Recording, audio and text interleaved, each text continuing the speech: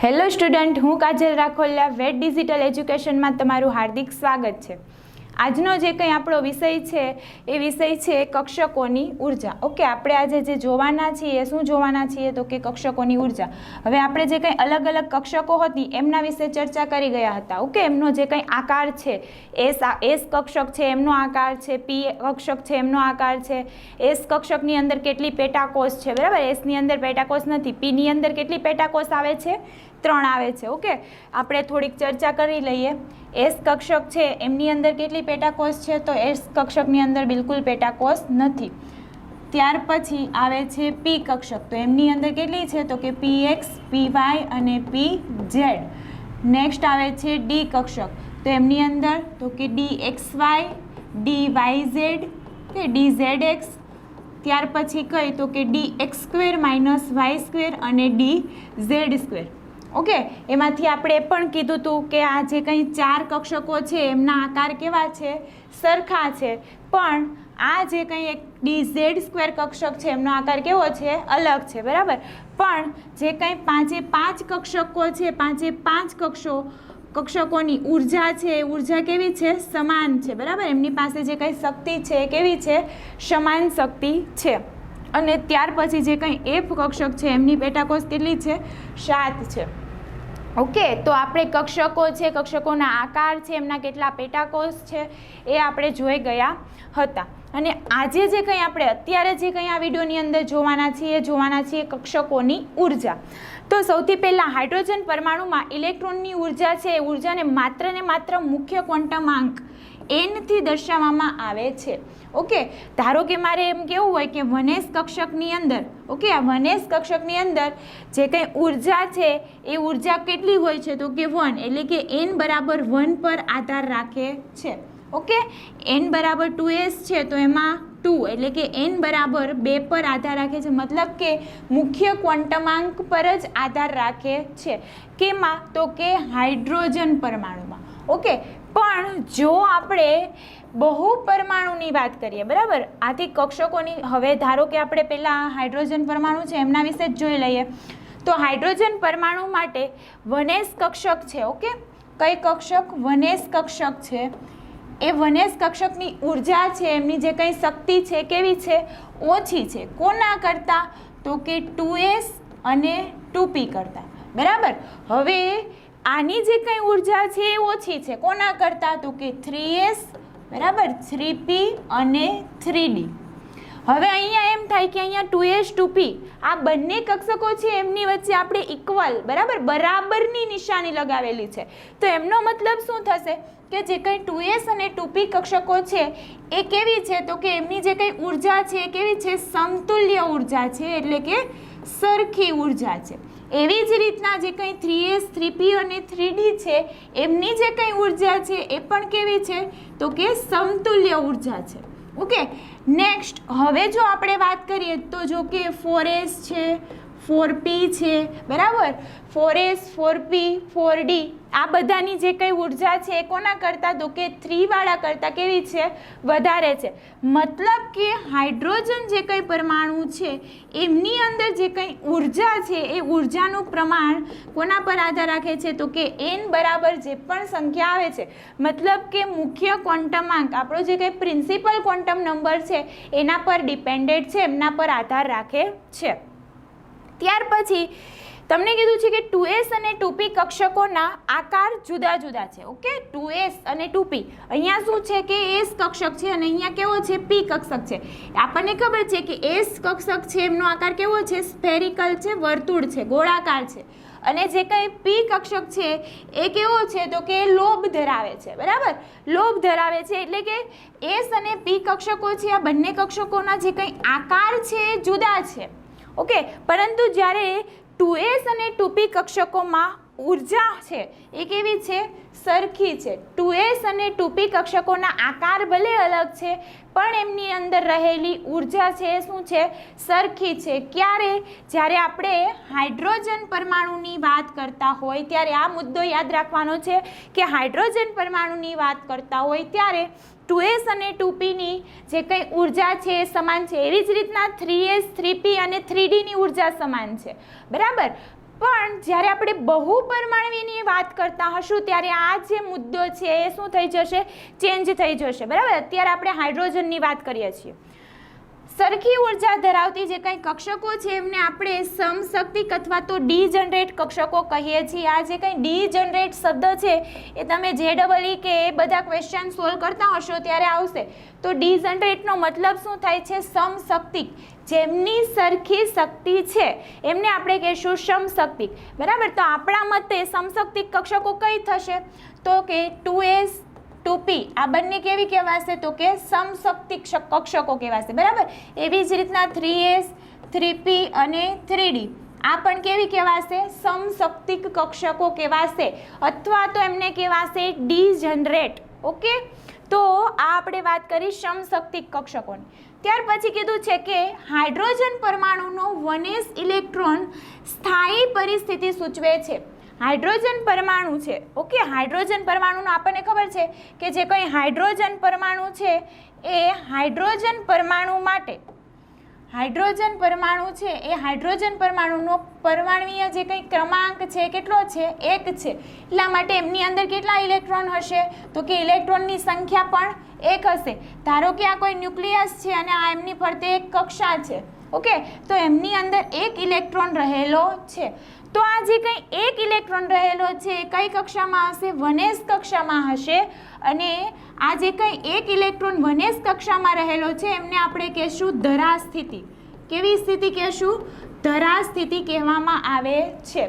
Okay, Z બરાબર 1, hydrogen માટે પરમાણુય ક્રમાંક Z બરાબર 1 છે, એટલે એમનામાં કેટલા ઇલેક્ટ્રોન હશે, 1 ઇલેક્ટ્રોન છે. અને જ્યારે 1s કક્ષકની અંદર હશે ત્યારે એમને આપણે શું કહીએ છીએ, તો કે ધરા સ્થિતિમાં છે એવું આપણે કહીએ છીએ. હવે બીજું આપણે આગળ જે કંઈ છે કે આ કક્ષકમાં રહેલો ઇલેક્ટ્રોન કેન્દ્રથી સૌથી વધારે પ્રબળતાથી આકર્ષિત હોય છે. ઓકે, 2s 2p અથવા ઊંચી કક્ષકમાં રહેલા હાઇડ્રોજન પરમાણુઓનો ઇલેક્ટ્રોન છે એમને આપણે શું કહીએ છીએ, તો કે ઉત્તેજિત અવસ્થામાં છે એવું આપણે કહીએ છીએ. ઓકે, ચલો અહીંયા 1s કક્ષકમાં છે, બરાબર. આ જે કંઈ ઇલેક્ટ્રોન છે શેમાં છે, 1s કક્ષકમાં છે. પણ ત્યારે આપણે એને શું કહીએ છીએ કે ઇલેક્ટ્રોન છે ધરા સ્થિતિમાં રહેલો છે એમ કહીએ છીએ. પણ આપણે જ્યારે વાત કરી હતી કે ધારો કે કોઈ આપણે એમને ઉર્જા આપશું, ઉર્જા આપતા શું થાય છે, સંક્રાંતિ થાય છે, બરાબર.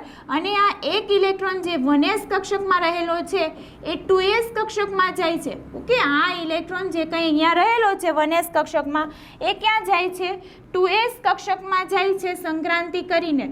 તો આ જે કંઈ 2s કક્ષક છે, ઓકે, ઇલેક્ટ્રોન છે એ આ જે કંઈ 1s છે એમાંથી શેમાં આવે છે, 2s કક્ષકમાં આવે છે. તો આ 2s કક્ષકમાં ઇલેક્ટ્રોન આવ્યો એમને આપણે કહીશું ઉત્તેજિત અવસ્થા.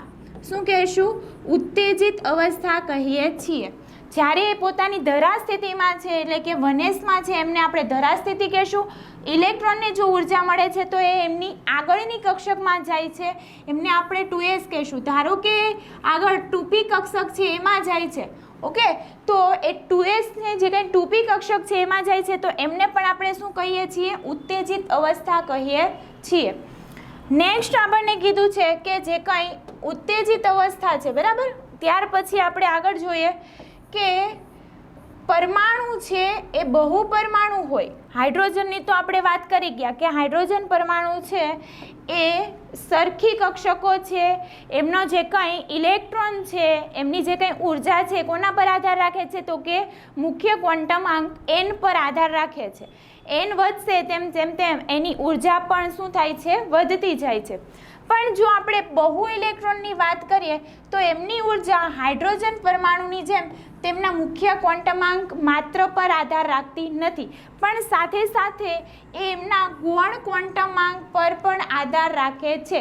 આપણો બીજો ક્વોન્ટમાંક, બરાબર. પહેલો શું હતો, મુખ્ય ક્વોન્ટમાંક n, અને હવે આપણો બીજો જે કંઈ ક્વોન્ટમાંક કયો છે તો કે l, જેને આપણે શું કહીએ છીએ, ગૌણ ક્વોન્ટમાંક. તો એના પર પણ આધાર રાખે છે. તેથી આપેલા મુખ્ય ક્વોન્ટમાંક માટે એસપીડીએફ દરેકને જુદી જુદી ઉર્જા હોય છે. ઓકે, એસપીડીએફ આપણને ખબર છે કે એલ બરાબર 0 હોય ત્યારે એસ, એલ બરાબર 1 હોય ત્યારે પી, એલ બરાબર 2 હોય ત્યારે ડી અને એલ બરાબર 3 હોય ત્યારે એફ. એટલે કે જ્યારે ગૌણ ક્વોન્ટમાંક પર આધાર રાખે છે એમના કારણે જે કંઈ એસ, પી, ડી, એફ જે કંઈ અલગ અલગ કક્ષકો છે એમની જુદી જુદી ઉર્જા હોય છે. ઓકે, જ્યારે આપણે હાઇડ્રોજનની વાત કરી, ઓકે, જ્યારે આપણે શેની વાત કરી તો કે હાઇડ્રોજનની વાત કરી હતી. અહીંયા આપણે હાઇડ્રોજનની વાત કરી હતી તો હાઇડ્રોજનમાં કેવું હતું કે 2s અને 2p છે. એસ અને પી બંને અલગ અલગ છે. ઓકે, છતાં પણ એમની ઉર્જા કેવી હતી? સરખી હતી. ઓકે, અહીંયા પણ 3s, 3p અને 3d, એસ, પી અને ડી ત્રણેય અલગ અલગ છે, છતાં પણ એમની ઉર્જા છે એ કેવી છે? સરખી છે. પણ હવે જે આપણે વાત કરવાના છીએ કે જે કંઈ બહુપરમાણવીય ઇલેક્ટ્રોન છે, કોણ? તો કે બહુપરમાણવીય ઇલેક્ટ્રોન છે એ બહુપરમાણવીય ઇલેક્ટ્રોનમાં sp અને ડી અને એફ આ ચારે ચાર જે કંઈ છે S, P, D, F A ચારે ચારના જે કંઈ ઉર્જા છે એ કેવી છે? અલગ અલગ હોય છે. એમની ઉર્જા કેવી છે? તો કે અલગ અલગ હોય છે. કેમ? તો કે માત્ર ને માત્ર મુખ્ય ક્વોન્ટમાંક પર આધાર રાખતી નથી, બરાબર? માત્ર ને માત્ર એન પર આધાર રાખતી નથી, પણ એમની સાથે સાથે જે કંઈ ગૌણ ક્વોન્ટમાંક છે એલ એના પર પણ આધાર રાખે છે. અને ગૌણ ક્વોન્ટમાંક છે એમનું મૂલ્ય બદલાય છે.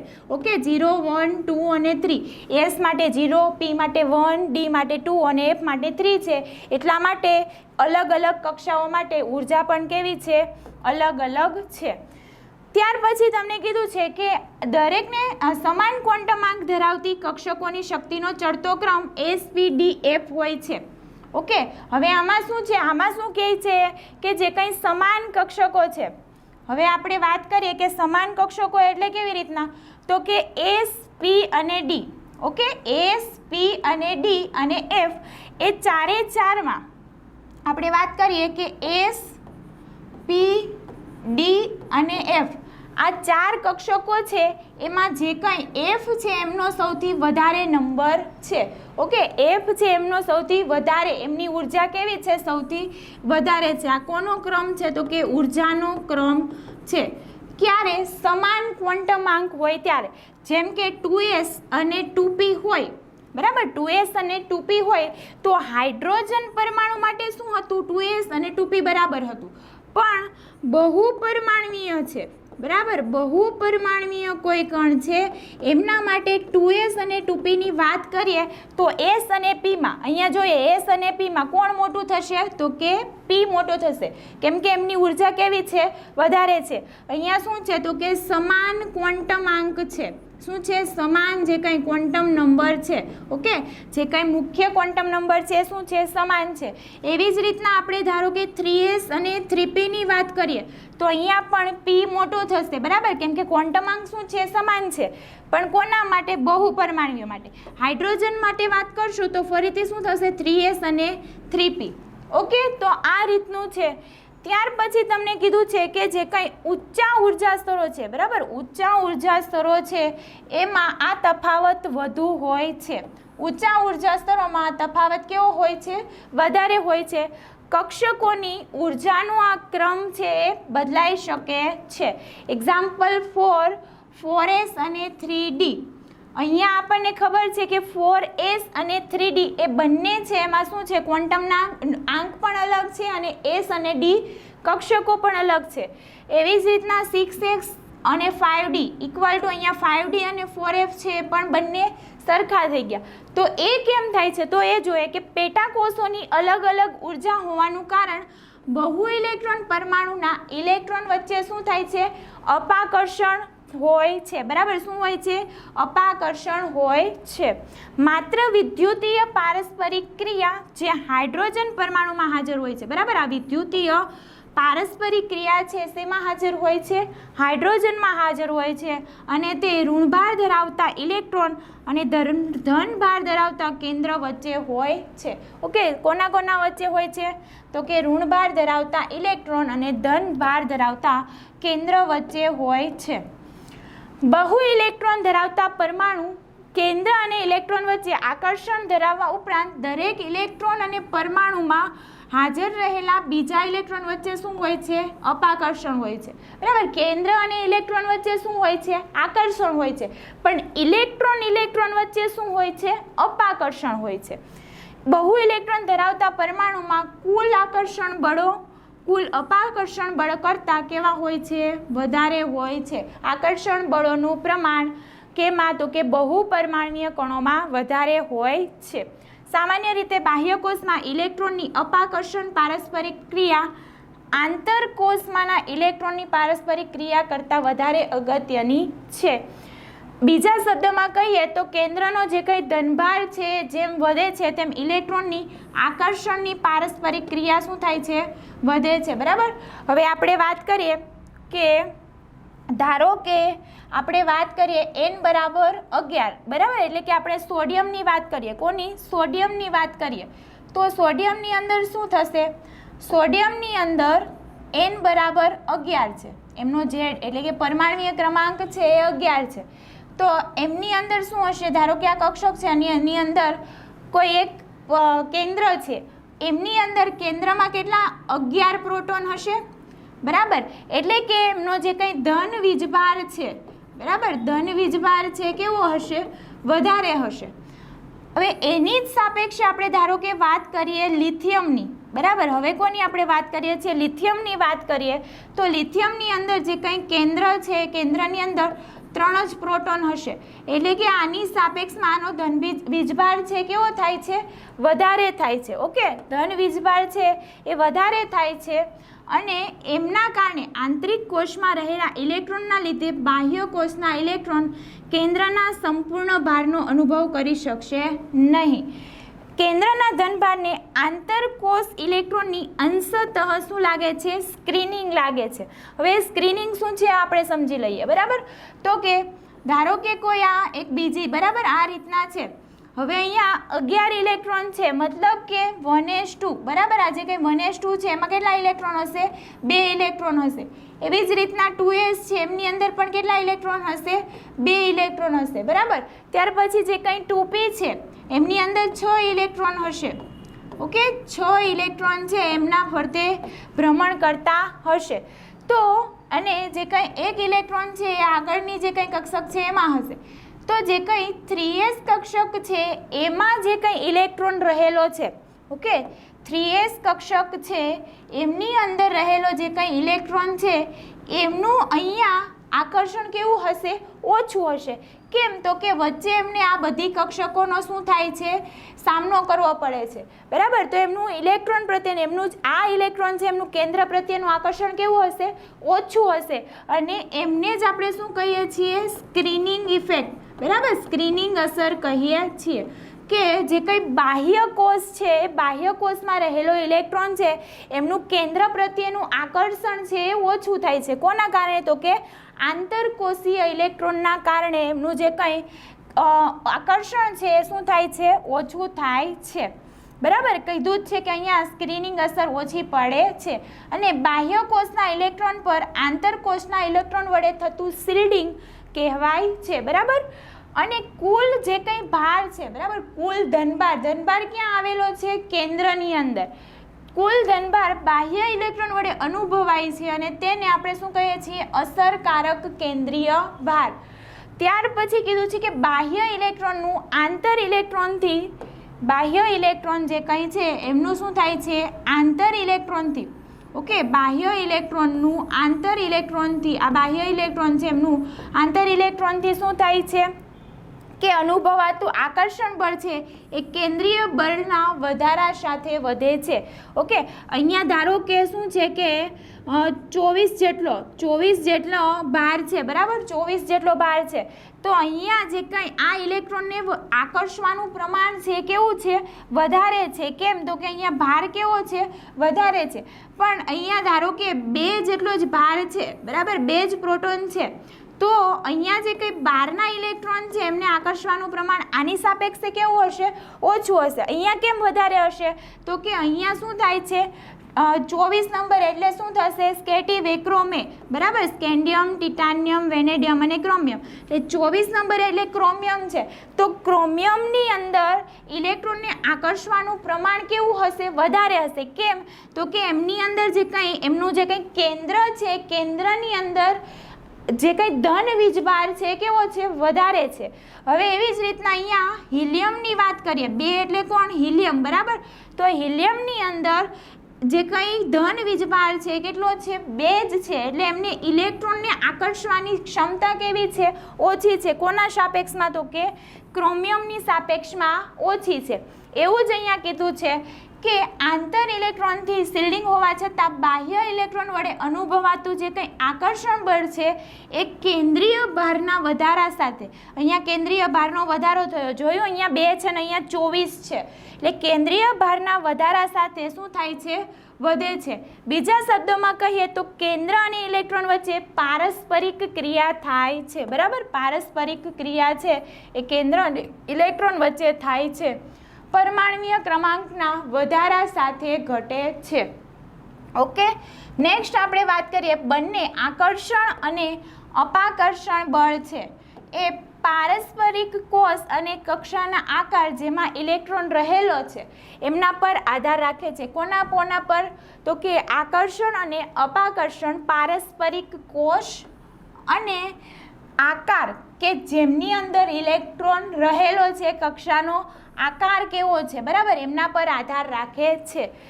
ઉદાહરણ તરીકે લઈએ તો ગોળાકાર કક્ષામાં રહેતો ઇલેક્ટ્રોન બાહ્ય ઇલેક્ટ્રોનને પી કક્ષકમાં રહેલા ઇલેક્ટ્રોનની સરખામણીમાં કેન્દ્રથી વધુ શિલ્ડ કરે છે, બરાબર. ગોળાકાર કક્ષા એટલે કઈ, એસ કક્ષક. તો એ એસ કક્ષકમાં રહેલો ઇલેક્ટ્રોન છે એ બાહ્ય ઇલેક્ટ્રોનને શેમાંથી? તો કે પી કક્ષકમાં રહેલા ઇલેક્ટ્રોનની સરખામણીમાં વધારે શિલ્ડ કરે છે, બરાબર, રક્ષિત કરે છે. એમને આકર્ષણ લાગવા દેતો નથી. કેન્દ્રનું જે કંઈ આકર્ષણ લાગે છે લાગવા દેતો નથી. કોણ? એસ કક્ષકમાં રહેલો ઇલેક્ટ્રોન. ત્યાર પછી એ જ પ્રમાણે પી કક્ષકમાં રહેલા બાહ્ય ઇલેક્ટ્રોન છે એ ડી કક્ષકમાં રહેલા ઇલેક્ટ્રોન કરતાં વધારે શિલ્ડ કરે છે. એટલે કે પી છે એ શું કરે છે, ડીને વધારે રક્ષિત, ડી કરતાં વધારે રક્ષિત કરે છે. જો કે બધી જ કક્ષાઓ સમાન કોષમાં હોય છે. આ ઉપરાંત કોષમાં એસ ઇલેક્ટ્રોનને લીધે, ગોળાકારને લીધે એસ કક્ષકના ઇલેક્ટ્રોન છે પી કક્ષકના ઇલેક્ટ્રોન કરતાં વધુ સમય કેવા સાથે? તો કે કેન્દ્ર સાથે વિતાવે છે. કોણ? એસ કક્ષકના ઇલેક્ટ્રોન. ફરીથી આપણે એક વખત જોઈએ કે એસ ઇલેક્ટ્રોનને ગોળાકારને લીધે એસ કક્ષકના જે કંઈ ઇલેક્ટ્રોન છે એ પી કક્ષકના ઇલેક્ટ્રોન કરતાં વધુ સમય કેન્દ્ર સાથે વિતાવે છે. ઓકે, કેવી રીતના? તો કે 1s કક્ષકની આપણે વાત કરીએ, બરાબર. જે કંઈ આપણે કોની વાત કરીએ છીએ, 1s કક્ષકની વાત કરીએ છીએ. તો આ ધારો કે કોઈ કેન્દ્ર છે અને આ શું છે, 1s કક્ષક છે. એમની બહાર શું છે, 2s કક્ષક છે. એમની બહાર શું છે? તો કે 2p કક્ષક છે. તો અહીંયા જે કંઈ 1s કક્ષકમાં રહેલો ઇલેક્ટ્રોન છે એ કેવો છે? તો કે કેન્દ્રની વધારે નજીક છે. એટલે પી કક્ષકમાં રહેલા ઇલેક્ટ્રોન કરતાં કેન્દ્ર સાથે કેવો છે, વધારે આકર્ષણમાં છે, બરાબર. કેન્દ્ર સાથે કેવો છે, વધારે આકર્ષણમાં છે. ત્યાર પછી તમને કીધું છે કે પી કક્ષકના ઇલેક્ટ્રોન ડી કક્ષકના ઇલેક્ટ્રોન કરતાં વધુ સમય વિતાવે છે, બરાબર. એવી જ રીતના જેવી રીતના એસ કક્ષકના ઇલેક્ટ્રોન વધારે સમય વિતાવે છે એવી જ રીતના પી કક્ષક કરતાં 2p, બરાબર, 2s 2p આવ્યું, બરાબર. એમની આગળ શું આવશે, 3s 3p અને 3d, જે કંઈ 3d કક્ષક આવશે. 2p છે એ 2s કરતાં કેવું? તો કે ઓછું, બરાબર. એમના એસ છે એ વધારે સમય વિતાવે છે. કોની સાથે? કેન્દ્ર સાથે. એવી જ રીતના હવે ડી છે એ બહાર આવશે, બરાબર, વચ્ચે ધારો કે કોઈ એક 3s અને 3p આવશે અને બહાર જે કંઈ 3d કક્ષક આવશે, તો એ ડી કક્ષક કરતાં પી કક્ષક છે એ શું કરે છે, કેન્દ્ર સાથે, કેન્દ્રની નજીક છે એટલે કેન્દ્ર સાથે વધારે સમય વિતાવે છે. ત્યાર પછી તમને કીધું છે કે ઇલેક્ટ્રોન ડી કક્ષકના ઇલેક્ટ્રોન કરતાં વધુ સમય વિતાવે છે. બીજા શબ્દમાં કહીએ તો મુખ્ય ક્વોન્ટમાંક ઇલેક્ટ્રોન વડે અનુભવાયેલા જે કંઈ જેડ ઇફેક્ટિવ છે, ગૌણ ક્વોન્ટમાંકના વધારા સાથે શું થાય છે, ઘટે છે. બરાબર, ગૌણ ક્વોન્ટમાંક એલ છે એમના વધારા સાથે ઘટે છે. એસ કક્ષકના ઇલેક્ટ્રોન પી કક્ષકના ઇલેક્ટ્રોન કરતાં, પી કક્ષકના ઇલેક્ટ્રોન ડી કક્ષકના ઇલેક્ટ્રોન કરતાં વધારે મજબૂતાઈથી બંધાયેલા હશે. એટલે સૌથી છૂટું કોણ હશે, ડી, એમના પછી પી, અને એસ કક્ષકના જે કંઈ ઇલેક્ટ્રોન છે એ સૌથી વધારે રક્ષિત હશે, બંધાયેલા હશે. કેમ તો કે કોની નજીક છે, કેન્દ્રની નજીક. બરાબર, આ આખી જે કંઈ વાર્તા કીધી આપણે એમનો સાર એટલો જ છે કે જે કંઈ એસ કક્ષકની અંદર રહેલા ઇલેક્ટ્રોન છે એ વધારે બંધાયેલા હશે. કેમ તો કે ઇલેક્ટ્રોનની નજીક છે, એમના કરતાં ઓછા કોણ બંધાયેલા હશે, પી, અને સૌથી ઓછા ડી, એનાથી ઓછા કોણ, એફ. બરાબર, જેમ જેમ બહારની કક્ષક તરફ જતા જઈએ છીએ એમ એમ એ ઇલેક્ટ્રોન છે એ કેવા છે, મુક્ત છે, વધારે રક્ષિત નથી. ત્યાર પછી કીધું છે કે એસ કક્ષકમાંના ઇલેક્ટ્રોનની ઉર્જા જે કંઈ છે એ પી કક્ષકના ઇલેક્ટ્રોનની ઉર્જા કરતાં કેવી હોય છે, ઓછી હોય છે. બરાબર, કેમ તો કે બંધાયેલા છે. ઓકે, એસ કક્ષકના ઇલેક્ટ્રોન છે કેન્દ્ર સાથે શું છે, આકર્ષિત છે, બંધાયેલા છે, એટલે એમની ઉર્જા કેવી હશે, ઓછી હશે. હું પોતાની ઉર્જાની વાત કરું છું. ઓકે, એસ કક્ષકમાં રહેલા ઇલેક્ટ્રોનની પોતાની ઉર્જા જે કંઈ છે કેવી છે, ઓછી છે. કોના કરતાં, પી કરતાં. એવી જ રીતના જે કંઈ પી કક્ષક છે, એસની પછી પી કક્ષક આવે છે, તો જે કંઈ પી કક્ષક છે એમના ઇલેક્ટ્રોન છે એમની ઉર્જા ડી કરતાં કેવી હશે, ઓછી હશે. ઓકે, કેમ કે એ કેન્દ્રની કેવા છે, નજીક છે. ઇલેક્ટ્રોનની ઉર્જા ડી કક્ષકના ઇલેક્ટ્રોનની ઉર્જા કરતાં ઓછી હોય છે. કેન્દ્રથી શિલ્ડિંગનો અંશ જુદી જુદી કક્ષકમાંના ઇલેક્ટ્રોન માટે કેવો છે, જુદો જુદો હોય છે. આને પરિણામે સમાન કોષમાં, બરાબર, આને પરિણામે શું થાય છે તો કે સમાન કોષમાં સમાન મુખ્ય ક્વોન્ટમાંક પણ ઉર્જાના વિપાટન એટલે કે સ્પ્લિટિંગ તરફ દોરી જાય છે. એટલે કે અગાઉ જણાવ્યા પ્રમાણે કક્ષકમાં ઇલેક્ટ્રોનની જે કંઈ ઉર્જા છે એ એન અને એલના મૂલ્યો પર આધાર રાખે છે. કોના ઉપર આધાર રાખે છે, એન અને એલના મૂલ્યો પર. કોનામાં, બહુપરમાણુય પદાર્થમાં. એ જે કંઈ હાઇડ્રોજન છે એમના માટે માત્ર ને માત્ર એન પર જ આધાર રાખે છે. કક્ષકોની ગાણિતીય ઉર્જાનું મૂલ્ય એન અને એલ પર આધાર રાખી ઘણી બધી અટપટી છે, પરંતુ એક સરળ નિયમ તારવી શકાય. જેમ કે કક્ષક માટે n પ્લસ એલનું મૂલ્ય છે એ તેમની શું દર્શાવે છે, ઉર્જા છે. એન એટલે શું છે, આપણો મુખ્ય ક્વોન્ટમાંક, પ્રિન્સિપલ ક્વોન્ટમ નંબર, અને જે કંઈ એલ છે એ શું છે, આપણો ગૌણ ક્વોન્ટમાંક. એ બંનેના સરવાળા જેટલું શું છે, ઉર્જા છે. શેમાં તો કે બહુપરમાણુયમાં. જો તે કક્ષકના n પ્લસ એલ મૂલ્યો સમાન હોય તો નીચું જેનું n મૂલ્ય છે. હવે આ જે કંઈ વાક્ય છે એમના પરથી, આ વાક્ય સમજેલા હશો તો આ વાક્ય પરથી JEE મેઇનમાં, બરાબર, ત્યાર પછી નીટમાં, આ બધી જે કંઈ એન્ટ્રન્સ એક્ઝામ છે એમાં આ ચોપડીની લીટીઓમાંથી જ એમના પરથી જ શું આવે છે, ક્વેશ્ચન આવે છે.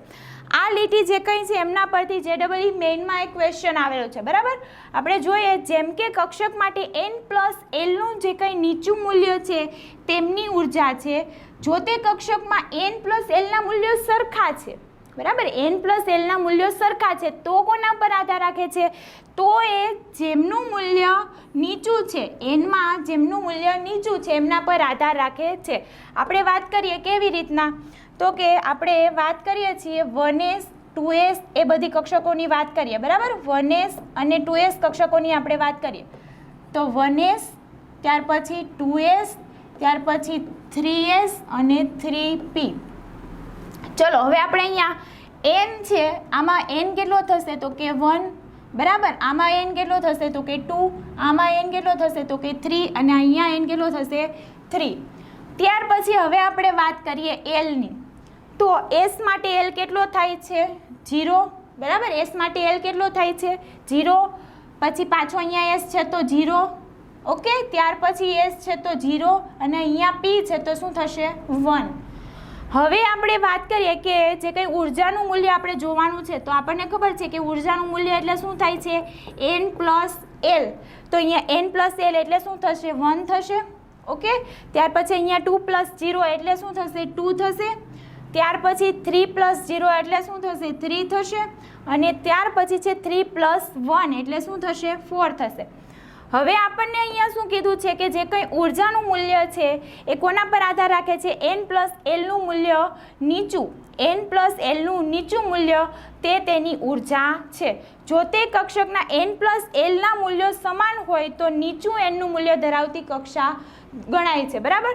તો અહીંયા આપણે વાત કરીએ તો અહીંયા n પ્લસ એલમાં સૌથી ઊંચું મૂલ્ય કોનું ગણાશે તો કે એમનું જે કંઈ ઊંચું મૂલ્ય છે આ ગણાશે, બરાબર. ઊંચું મૂલ્ય ગણાશે. પણ હવે ક્વોન્ટમ અંક અહીંયા કેવા છે સમાન છે, ઓકે. અહીંયા ક્વોન્ટમ અંક કેવા છે સમાન છે એટલે અહીંયા જે કંઈ એમના ઉર્જાના મૂલ્યો છે એ ગણાય છે. ત્યાર પછી આપણે વાત કરીએ કે કોષ્ટક. હવે આપણે કોષ્ટક જોઈ લઈએ, બરાબર. 2.5માં આપેલું છે આકૃતિ બહુ ઇલેક્ટ્રોન પરમાણુના ઉર્જા સ્તર દર્શાવે છે. નોંધી શકાય કે કોઈપણ કોષની જુદી જુદી પેટાકોષો બહુ ઇલેક્ટ્રોન પરમાણુની બાબતમાં જુદી જુદી ઉર્જા ધરાવે છે. હાઇડ્રોજન પરમાણુમાં તેમને સમાન ઉર્જા હોય છે. આ વાક્યનો મતલબ શું થાય છે તો કે જે કંઈ બહુ ઇલેક્ટ્રોન છે એમાં 2s અને 2p છે એ બંનેની ઉર્જા અલગ અલગ છે. હમણાં આપણે જોયું, બરાબર. કેવી રીતના તો કે અહીંયા n બરાબર કેટલા થશે 2 થશે અને s બરાબર કેટલા થશે 0 થશે એટલે ટોટલ ઉર્જા 2 થઈ. અહીંયા n બરાબર 2 અને p બરાબર 1 થશે એટલે ટોટલ ઉર્જા કેટલી થઈ 3 થઈ. બંને માટે ઉર્જા કેવી છે સમાન, અલગ અલગ છે. શેના માટે તો કે બહુ પરમાણવીય. પણ હાઇડ્રોજન માટે આપણે જોયું હતું ત્યારે શું થતું હતું 2s બરાબર 2p જ થતું હતું, બરાબર. એટલે કે હાઇડ્રોજન માટે બંને કેવા છે સમાન છે, બહુ પરમાણવીય માટે કેવા છે અલગ અલગ છે, એવું જ અહીંયા કીધેલું છે. હાઇડ્રોજન પરમાણુમાં તેમને સમાન ઉર્જા હોય છે. અંતમાં એવું નિર્દેશ થાય છે કે આપણે શું નિર્દેશ કરી શકીએ છીએ. હવે આપણે જે કંઈ કોષ્ટક છે એ આપણે જોવાનું છે, બરાબર. n પ્લસ એલના મૂલ્ય પરથી આપણે જે કંઈ કોષ્ટક છે એ જોઈ લઈએ. તો શરૂઆતમાં તમને 1s આપેલું છે. 1s એટલે કે nનું મૂલ્ય કેટલું થશે 1 થશે અને sનું મૂલ્ય કેટલું થશે 0 થશે. આ કેવી રીતના આવે છે યાદ છે ને, l બરાબર 0 1 2 3 4 આવી રીતના હશે તો s p d f આગળ, બરાબર. તો અહીંયા 1 છે એટલે 1 પ્લસ અને s માટે શું આવશે મૂલ્ય 0, ઓકે. એટલે 1 પ્લસ 0 એટલે જવાબ આવ્યો 1. ત્યાર પછી 2s માટે શું છે 2, n બરાબર 2 થશે અને s માટે 0 એટલે 2s માટે શું થશે 2. ત્યાર પછી આગળ આપણે વાત કરીએ તો જે કંઈ 2p છે, બરાબર. તો 2p માટે શું થશે કે 2 એટલે 2, બરાબર. ત્યાર પછી p માટે શું થશે તો કે p માટે આવશે 1 એટલે જે કંઈ જવાબ આવ્યો આપણે શું આવ્યો 3 આવ્યો. આગળ આપણે જોઈ ગયા છીએ. પછી 3s છે તો 3 માટે s, ઓકે. 3 માટે 3 મુખ્ય ક્વોન્ટમાંક n 3 અને s માટે 0 છે તો 3 પ્લસ 0 એટલે 3. હવે આપણે વાત કરીએ અહીંયા 2p અને 3sની, બરાબર. અહીંયા આપણે વાત કરીએ 2p અને 3sની. તો 2p માટે ધારો કે આપણે લખીએ છીએ તો 2p માટે n કેટલા થશે 2 થશે. p બરાબર l બરાબર p એટલે કેટલા થશે 1 થશે તો 3 થયા. હવે અહીંયા મારે 3s અને 2pની સરખામણી કરવી છે, બરાબર. કોની 3s અને 2pની સરખામણી કરવી છે, 3s અને 2pની. ચલો હવે આમાં ઉર્જા કોની વધારે છે એ જોવું છે. તો n પ્લસ એલનું મૂલ્ય આપણે જોઈએ છીએ 3 પ્લસ 0 અને અહીંયા 2 પ્લસ 1 એટલે બંનેનું n પ્લસ એલનું મૂલ્ય કેટલું આવ્યું 3 આવ્યું. તો હવે આપણે ઉર્જા કોની વધારે છે એ જોવું છે. તો શું જોઈશું તો કે n કોનો ઓછો છે, અહીંયા n બરાબર 3 છે ને n બરાબર 2 છે, બરાબર. તો જેમનો n ઓછો છે એમની ઉર્જા કેવી છે ઓછી છે એટલે આમાં ઉર્જાનો ક્રમ હું આ રીતના લગાવી શકું છું, બરાબર. તો આ રિલેટેડ જ ક્વેશ્ચન આવેલો હતો તમને આવી રીતના 2s 2p 5s 3s 3p બરાબર આ રીતની અલગ અલગ ઉર્જા આપેલી હતી અને તમને કીધું હતું કે આ જે કંઈ કક્ષાઓ છે એમને તમારે શેના તો કે ઉર્જાના સ્તરમાં એનર્જીનો જે કંઈ સ્તર છે એમના ચડતા ક્રમમાં ગોઠવવાનું છે. તો હવે ખબર પડી જશે ચડતા ક્રમમાં આપણે કેવી રીતના ગોઠવી શકીએ છીએ. પહેલાં શું જોવાનું છે, n+l મૂલ્ય જોવાનું છે. જો n+l મૂલ્ય સરખું થતું હોય તો શું જોશું આપણે, જેમનો મુખ્ય ક્વોન્ટમાંક n છે એ જોશું.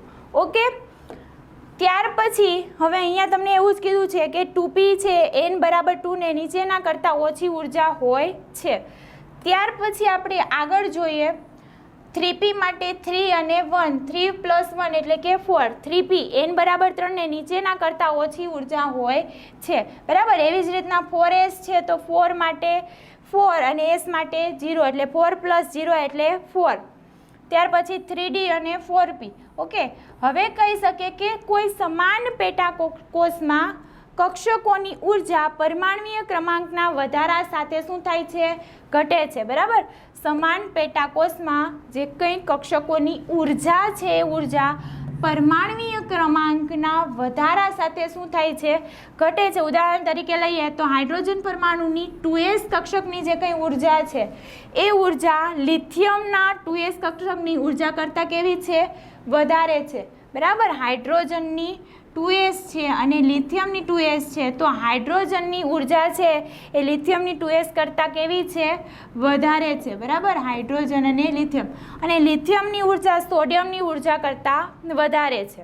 ઓકે, તો આ શું છે, હાઇડ્રોજન, લિથિયમ, સોડિયમ અને પોટેશિયમ. કેમ, આ કોના આધારે આવ્યું તો કે આ આવ્યું પરમાણ્વીય ક્રમાંકને આધારે બરાબર. Z ઇફેક્ટિવના આધારે, કેમ કે હાઇડ્રોજનનો પરમાણ્વીય ક્રમાંક કેટલો, 1, લિથિયમનો કેટલો, 3, સોડિયમનો કેટલો, 11 અને પોટેશિયમનો કેટલો, 19. તો જેમ જેમ પરમાણ્વીય ક્રમાંક વધે છે તેમ તેમ જે કંઈ ઉર્જા છે એ કેવી થાય છે, ઘટે છે બરાબર. અહીંયા લખેલું છે કે પરમાણ્વીય ક્રમાંકના વધારા સાથે જે કંઈ ઉર્જા છે એ શું થાય છે, ઘટે છે. કેમની અંદર તો કે સમાન પેટાકોષમાં. અહીંયા 2s અને 2s એટલે કે સમાન પેટાકોષ થઈ, એમની અંદર જે કંઈ પરમાણ્વીય ક્રમાંક વધે છે તેમ તેમ એની ઉર્જા છે શું થાય છે, ઘટતી જાય છે. તો આજે આપણે જે કંઈ આ વિડીયો છે એમની અંદર શું ચર્ચા કરી ગયા તો કે એમની અંદર આપણે ઉર્જા છે બરાબર, કક્ષકોની જે કંઈ ઉર્જા છે એ કક્ષકોની ઉર્જા વિશે આપણે ચર્ચા કરી ગયા. નેક્સ્ટ જે કંઈ આપણે વિડીયો જોવાના છીએ એમની અંદર આપણે આગળ ઇલેક્ટ્રોનની ગોઠવણી છે એ ઇલેક્ટ્રોનની ગોઠવણી માટેના 3 નિયમો છે. ઓકે, તો એ 3 નિયમો આપણે નેક્સ્ટ વિડીયોની અંદર જોઈશું.